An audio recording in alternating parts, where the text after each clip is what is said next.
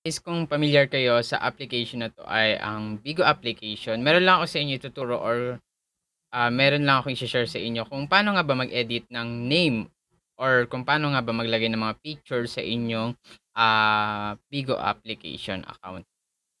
Kung meron na po kayong Bigo application, punta lang po kayo sa may timeline, then punta po kayo dito yung may yung me sa tabi ng chat and me, yung sa dulo po, sa dulo sa may kanan.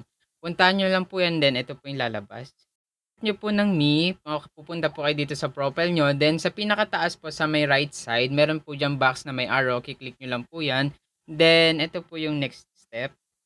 Lalabas po yung mga pictures niyo, then yung, basic information niyo nandito sa baba, scroll down niyo lang po 'yan katulad ng sa'kin ito, scroll down niyo lang sa may baba.